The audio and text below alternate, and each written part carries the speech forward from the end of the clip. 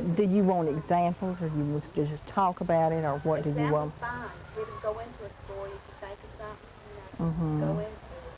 Just let this be as. I saw it happening a lot. Just when we were talking before. Just I'll say, well, how about for an example? I think Tony, there won't be any problem with me not being in a picture and interviewing a girl and having solid contact. Okay. Okay, Charlotte, could you just begin by telling how you became interested in collecting stories from women? I really didn't intend to start collecting stories from women. I was working on a bibliography of the Appalachian region, so I had to go to every county in the region, and I had to go to every historical society if I could find one, and to every library if the county had a library, and then to all the school and university libraries. And so you met a lot of people. And everywhere I went, because I was interested in the folklore, I would start asking about folklore traditions. And I kept getting stories. People had told me that my childhood was unusual because I grew up with stories. I mean, my family liked to talk, and they made stories about themselves, and we had history stories about the family, and they made stories about the neighbors and told it behind the neighbor's back, not ever to their faces, you understand, but they told stories. And I was told that that was unusual and that most mountain people didn't do that anymore. And the people who were saying this to me, I thought knew more about folklore than I did. But as I was making this trip, and it took me about 7 years to go through all the counties in Appalachia, everybody I talked to had stories. And I was particularly told that women didn't have any stories. So before I knew it, I was collecting women's narratives. And when I got done, I had slightly over 2,200 women's stories that I had collected. Just came up in the conversation almost. And I feel like these women probably had more stories, and if I'd been around them longer, I would have gotten more. But the interesting thing about it was the way they broke down. When people talk about storytelling in the mountains, they talk about the jacktails, or mutsmag being the female version of the jacktails. And they don't think about any other type of story that women tell. And when I broke them down, those 2,200 tales, only about 4% of them were fairy tales, magic tales, wonder tales, children's stories. And the rest of the things the women were doing were far more interesting to me. They would do historical stories. Almost every family has a legend about their family coming in to take up their land in Indian times, maybe a battle with an Indian, maybe somebody getting lost, a terrible sickness in pioneer days, a young child dying, something of that sort. Every family has these stories, and they pass them along. In my family, we have one about a girl who immigrated when she was 12 years old from the north of Ireland, and died at the age of 78 somewhere out in the Ragged Mountains of Virginia. And it was breaking her heart when she died because her family was migrating. They were going to go on down to Wolf Hills, which is called Abingdon today, and leave her lying in an unmarked grave. And that story was just very haunting. Well, every family had these. And then the other category that I found that particularly interested me was that women made stories about themselves and their family and their neighbors. They would sit and look at the world and laugh. We were real good at watching people and laughing. What Mr. Nixon does, the political cartoonists will draw a picture and they'll draw Mr. Nixon and his owl nose. Well, my grandmother would do that in words. And these women that I met all through these counties in Appalachia, they were doing the same thing. They were telling these funny little stories on their neighbors. And I started writing them down. And I think it's a category, and I don't know, nobody's ever given this a name, so I just made up one. And I guess that's all right if somebody comes along with a better idea. What I call them is humorous local character stories. My father would do that, but he made them in rhyme. Oh, did he? Can you remember one? Not right off the top of my head. Okay. Sheena, Florida knows a good one about, you said Nixon's caricature, that one about the preacher when he came over, that was a good one. Why don't you tell Charlotte enjoy that one a lot? This preacher comes eat with us. Okay. I'm sorry. Illustrate that and see if it didn't provoke them into remembering some. They say, come on in. The Becky Felton story, Aunt Becky. Okay, well, I'll do when Tony's ready, we'll do that. Yeah.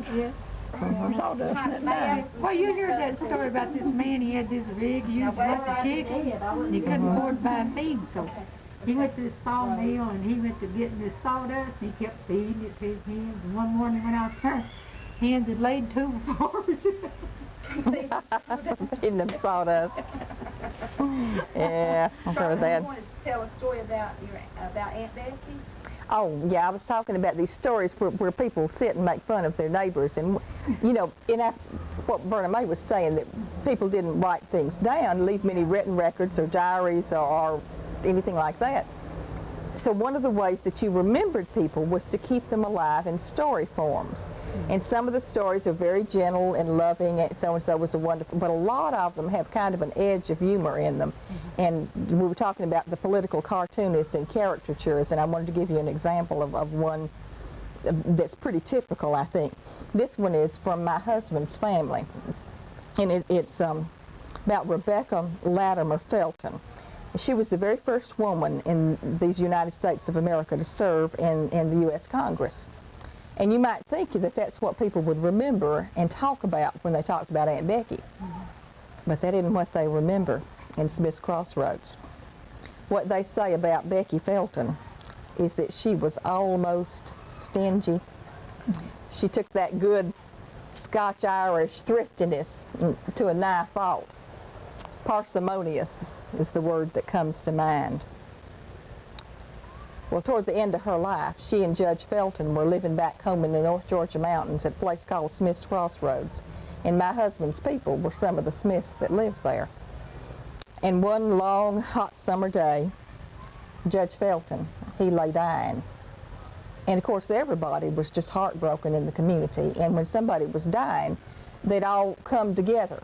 It wasn't that there was so much they could do, is that everybody wanted to be there. It was support for the family. It was not to miss anything. It was almost like a social occasion. But it was a real sad time, too. And the judge was a loved man. And there wasn't anything anybody could do. And the house and the yard were just working alive. They had a few cars and trucks, a whole lot of horses and buggies and mule-drawn wagons, and people just walked in, and there must have been 80, 90 people in the yard. And my husband's Uncle Earl was a little boy then, and he had the finest toy he ever got in his whole childhood, and it was new. It was just right after his birthday, and it was a red wagon. And Aunt Becky looked out the window and saw Earl pulling that little wagon, and she came out on the porch and hollered, "Earl, come over here, you and Harry both." And he was just thrilled, you know. Everybody wanted to help, 80 or 90 people. And she picked out this little boy and was going to let him do an errand, and he was just strutting, you know. She said, "Earl, I want you to take that little wagon that you've got, and I want you and Harry to go down to the store at the crossroads.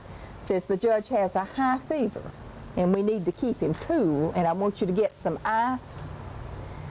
So she opened up her purse, and she reached inside and got a coin. And she handed it to Harry. And Harry looked at the coin, and he looked at Aunt Becky, and he was studying hard. And he said, "Aunt Becky, a nickel's worth of ice won't last the night." And she stood up straight and snapped her coin purse and pursed her lips and said, "Neither will the judge." She wasn't going to waste any more nickels. Well, you think about that. That is a way to remember somebody. But I mean, otherwise, all they'd have would be a name on a tombstone if you didn't have any stories about people. So everybody you knew had a bunch of stories collected about them. Well, you'll remember something like that so much better. Yeah. Like when I wanted to get across that us Sloanes were proud of spelling our name S-L-O-N-E and not have an A in it. Well, I could have just said we're proud of the name. And it wouldn't have, 100 people could have read it, maybe 10 would have remembered it. But when I said that a man lost an election because he had A in his name, they remembered it. They sure did. You told a story about the first white woman here on Caney Creek, that came in on Caney Creek. That was my great-great-grandmother, little Alice, little Granny Alice, we call her. Really, there was a lot. We're trying to blow the light. Blow it out so they go to bed, huh? Yeah, that's going right around and around. They about run out of I breath. think we're getting more stories while it's on. I know it, but when it goes off, y'all start cooking. This one guy asked a friend of mine, you know, that believes all these off stories about us mountain people. I said, what do you do down there in Kentucky without any electricity?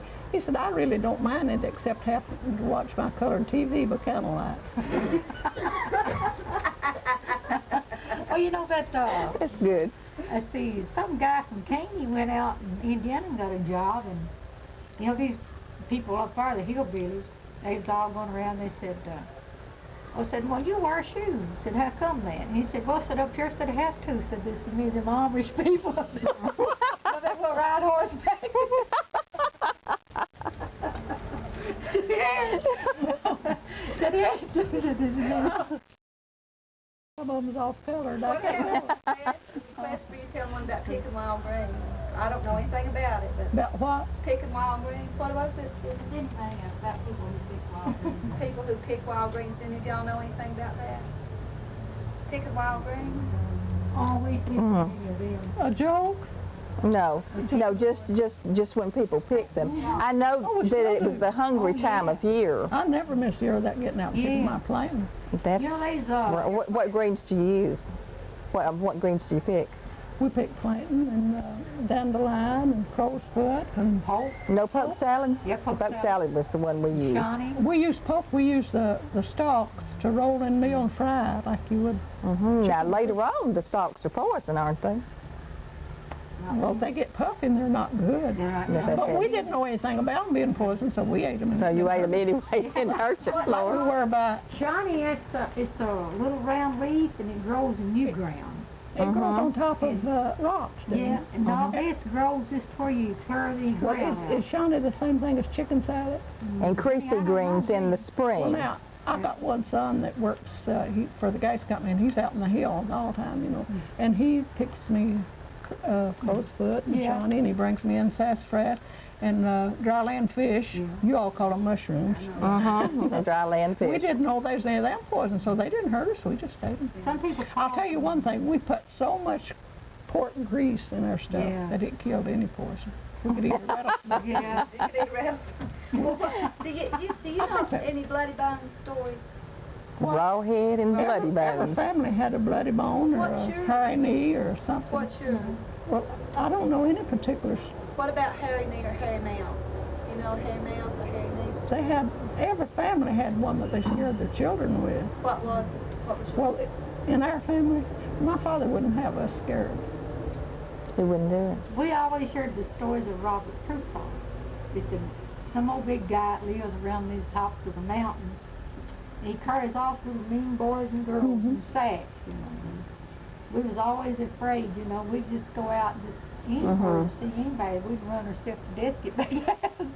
Afraid old Robert Crusoe would get us, and people had to tell their children something because I've heard, and now there in Tennessee, a friend of mine, her father got lost, and they kept telling him, you know, they live in this log cabin. It's Gilbert Hobbs was his name, and so they told him to not get out. Well, he was just only 3 or 4 years old. Well, he wandered off and there's bears back in them days, and he was gone all night, and the neighbors all come in to help hunt for him, and when they found him, his father was on one side of the hill, and they found him on the other. They was supposed to blow a horn, you know, when they found him. And when they blowed that horn, well, his father run from one side of that hill to the other. And people had to tell their children tales like this. If you didn't, they'd get out and get killed. Or like down in the well, we always would tell them, you know, there was a song about little Kathy Fiscus. You heard that. That fell down the You well. sing it for me. I don't know that song. It's been so long, I don't know what to. I know it starts on, let's see, on April 8th, the year 49, death claimed a little child so pure and so kind. Kathy, they called her, doom was that day, that bending old well told Kathy lay, digging for hours day and night, and digging for hours she came into sight. Little darling was dead, her life was now gone. Fall back and stand broken home. As I stand alone and humbly I vow, I know that Kathy's happy up there with God now. I can't remember all But you think that story served a purpose to? It served a purpose. We was afraid they would fall in the well, and we was afraid they'd get burned up. See, one of my sisters did get burned to death. So you'd tell stories about fire? Yeah, keep Did your she fall in the fire? Or? Well, you see, in them days they made soap, and it made them go out and they'd have to make their soap, you know, of their fats from where they kill hogs. And one day, Verna Mae here may know the woman, I don't forget her name, but she had only 2 kids. And so the hens and chickens, in them days, they just turn them loose, you know, everywhere they wanted to lay, you know. So this hen went to cackling up on the floor. She had a nest up on there. Well, this little child, about 2 or 3 years old, run and hollered, "Mommy, I go this way," and came up under there. Well, there's a copperhead in the nest. It bit her in the face. And the little child screamed. Well, when it screamed, she thought, now it might be a snake. She run to say hit. And when she got up under there and got hit out, it bit in the face, so it died. And she come back and her baby had fell in that big soap kettle and it just eat it up. Now, you may remember that. Lye How'd your soap. sister die, Verna? Pardon? How'd your sister die? Well, when she was born, she was, you know, she had a good mind, as we say. But when she was 2 years old, she took brain fever, and it destroyed her mind. And she just walked in the fire. One Easter, we was all out in the playing out. The girls older than me, she was next older than me, but the grown-up ones was out watching a baseball game. It was one Easter. And they just heard her scream and went in there. She caught her clothes afire and she was burned to death. Most everyone had somebody in the family that had got burned to death or got a real bad burn on account of our open fireplaces. So would they tell stories? Do you remember any stories about fire that were told specifically to keep kids away from? Well, they would have a lot of superstitions. If you burned shucks in the fire, your cow'd go dry. And the cow, the milk bit a lot to the little kids. That's just like saying you can't have no more ice cream if you burn shucks. Well, another We used to say if you play with matches, you'd pee in bed. Well, now another thing, these people, they live now, back in them days it was all growed up like it is here. And so they would go out and take chips, these chips, you know, where they chop wood, and they build a big, what's called gnat smoke. Well, now one of my sisters, Minnie, when she was about 3 or 4 years old, well now, they had this big pan and it was real hot. You know, they put these chips on that. And she'd been asleep, and she went and stumbled backwards and went down in that big pan, and it just went all over, just burnt. And Mommy had to tear her clothes off her, and they put her in the hospital. And she lived a while. She lived, but she had to stay in the hospital a while. And now she was in bad shape, and that's always scares me to death when I was raising up my children. I was afraid that they'd get burnt. And some people was so scary that they wouldn't let their children draw water, afraid they'd fall in the well when they'd grown. They wouldn't let them cut wood, afraid to get cut. They I got always tough. taught mine and did let 'em. And when I'd go to milk, you know, we'd have to go wait. My husband worked out from home. And so the one that was the oldest one, I'd tie the baby in his arms and him in a chair so he couldn't get up, and take the other 2 with me so that they couldn't get burned. That raw head and bloody bones that you were asking about a minute ago, Angie, most of the stories that I have found, and like Verna Mae says, every family had a different one. It was just something to scare the children with. But almost all of them have the giant or the bad man or whatever he is, the raw head and bloody bones, in the well. And in the last scene, the little girl, it's kind of like the kind and the unkind girl.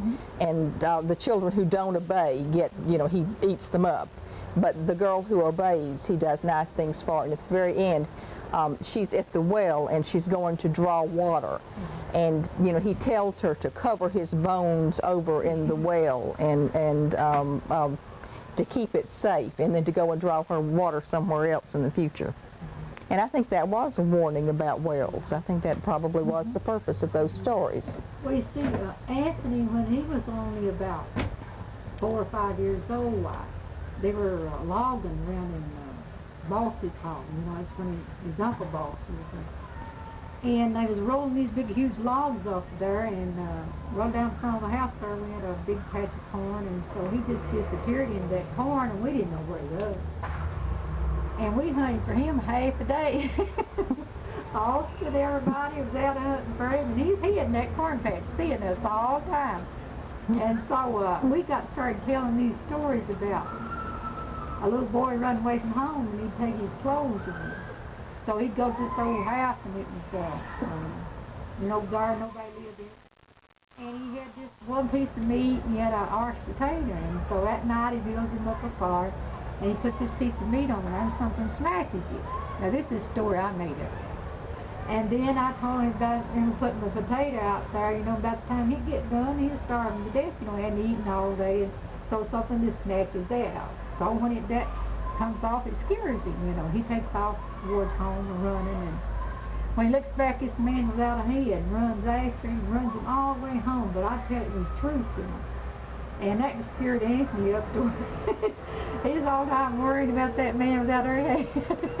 He didn't run away. Yeah. He's afraid that man without a head would get him. So that's one reason you think that people tell stories. And we'd also scare them with what we've had called bad men. There was always a bad man. Now the bad men we had are not like the bad men we've got now. We've had 4 or 5 real hideous murders done here in our own area, folks that we both know indirectly in some of my own family. And we scare them with them. And we'd scare, but now our bad men were respected and liked, and they didn't kill just for the one to kill. They killed to protect themselves or the honor of their wife or their home or their land or something. The bad men were honored, and they would lay out in the, you know, around the tops of the hills, and the people would slip them something.